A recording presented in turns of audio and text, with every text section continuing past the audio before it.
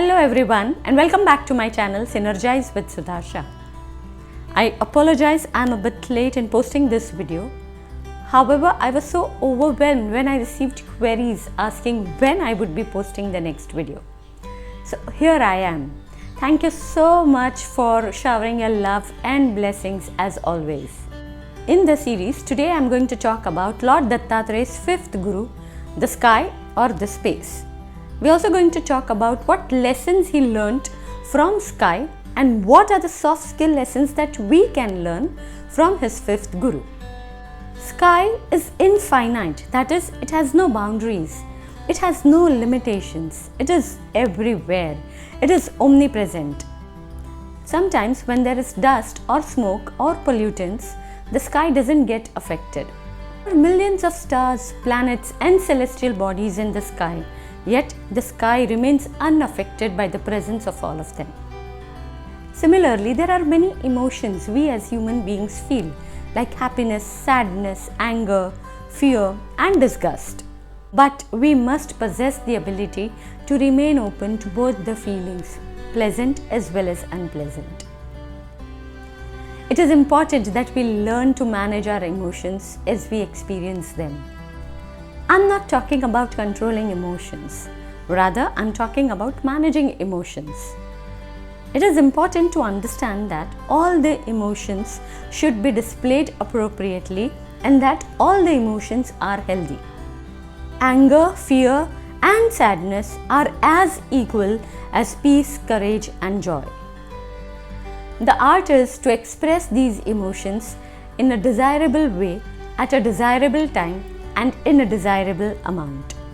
The Bhagavad Gita also speaks about managing one's emotions. Text 56 of chapter 2 of Bhagavad Gita says, Dukhyeshvanudvigna manaha sukheshu vigata spraha vita raga bhaya krodha sthita dhir muniruchyate. Meaning that one who is not disturbed in mind by the threefold miseries or who is not elated when in happiness, who is free from all the attachment, fear and anger is called the sage of steady mind. The soft skill lesson that we can learn from Lord Dattatrey's fifth guru, the sky, is managing our emotions. A lot of content, experiment, researches, theories and articles are available on this particular topic. A 2 or a 3 day workshop is generally conducted in corporate companies to understand this subject. However, I have tried to make it as simple as possible for you. To begin with, let's understand emotions first. The term emotion is derived from the Latin word emovere, which means to stir up, to agitate, to get excited, or to arouse oneself. This generally happens due to a strong feeling deriving from one's circumstances or mood or relationship with others. Mood is the after feeling effect that's left after a strong emotional experience. There are 5 basic emotions and you feel these emotions right from your birth. You use different words, however, to talk about the intensity of these emotions. And there are many other emotions that arise from these primary emotions. Knowing what emotion is, let's understand what emotional intelligence means. Emotional intelligence is the capability of a person to manage his or her emotions and also possesses the ability to understand and manage others' emotions as well. Everyone is born with this intelligence. However, this intelligence can be developed or damaged by life experiences, particularly by the emotional lessons taught by parents, teachers, caregivers, and family during childhood and adolescence. The level of one's emotional intelligence is measured by what is called as emotional quotient. Now, the next question arises is, why is emotional intelligence important? Daniel Goleman, in his book Emotional Intelligence, has described how much the rules have changed in a professional setup. We were made to believe that intelligence quotient or IQ is the only way to achieve success in life, be it academic, social or professional. However, researches and experiments conducted in the 90s have proven that EQ or emotional quotient has a major role to play in achieving success in these fields. Let me narrate a small story to all of you which will help you to understand the importance of emotional intelligence. Raghav was a dedicated employee of a large organization. He worked meticulously with passion. However, he was not happy to go to work. No, it wasn't because of his work. He loved it.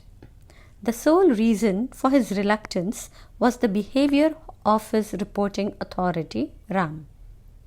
Ram was not a pleasant personality. He expected a lot from his team and was not practical regarding deadlines. He would always display anger and was not at all sensitive to the emotions of his team members.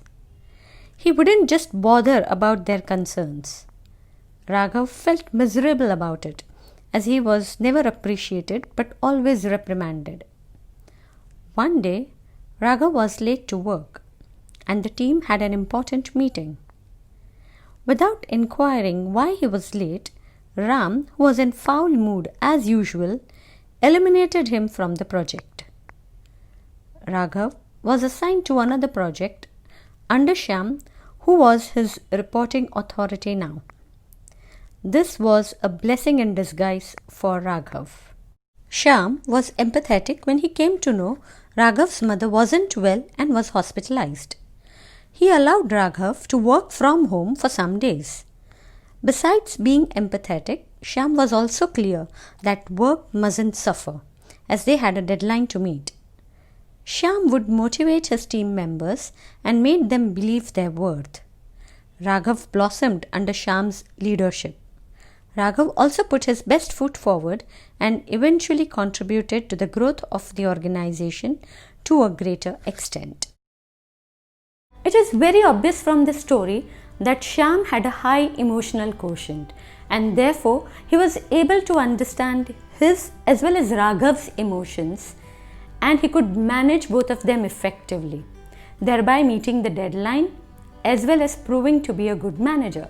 We also observed from the story that Ram was a manager with low EQ levels. The good news is that while some people have EQ as a natural talent, for those who don't, EQ can always be learned. People can learn how to interact more effectively and increase their emotional intelligence. I'll share some tips which the experts in this field have talked about to increase your emotional quotient. Listen to them carefully. The first tip is be self-aware. If you are aware of what you're going through, you would be in a better position to understand others. Label your feelings rather than labeling the situations or circumstances or people. Say, I'm anxious rather than saying you make me worry. Say, I'm afraid rather than saying that you are driving like an idiot. The second tip is to self-regulate. Self-regulation is the next step wherein you think before speaking. Take responsibility for your feelings. This will impact others in a positive way. Hold yourself accountable if you have made mistake and remain calm in every situation. The third tip is to motivate yourself. Do not allow the emotions and feelings to be an obstacle in your path. Rather, make them as a motivating agent or a force that drives you to achieve your goal. The fourth tip is to empathize with others.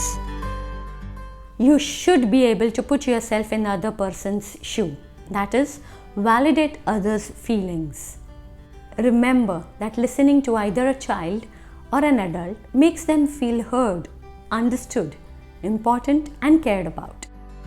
The next, that is the fifth tip, is to develop social skills. Social skills are all about communicating your point of view, building rapport with others, thereby making the relationship healthier and comfortable. When you are able to express your feelings and emotions, and at the same time you are able to attend to others' feelings and emotions, you have developed good interpersonal skills. Last but not the least, The sixth tip is to understand that all emotions are valid.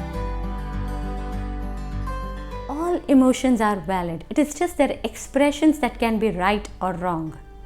Just as it is right to be happy, it is also right to be angry. Anger is natural. However, the manner in which a person decides to express his or her emotion can be a problem.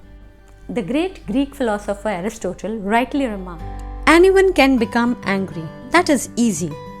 But to be angry with the right person, to the right degree, at the right time, for the right purpose, and in the right way, that is not easy." Thank you so much for listening to me. With this, we complete the soft skill lessons that we learned from Lord Dattatrey's 5 gurus, which are the 5 elements of nature: Mother Earth, water, wind, fire, and sky, that is the space. In my next video, I'm going to talk about Lord Dattatrey's 6th guru, the moon. Please subscribe to my channel and like and share the video as much as possible. Thank you so much, and I'll be back soon.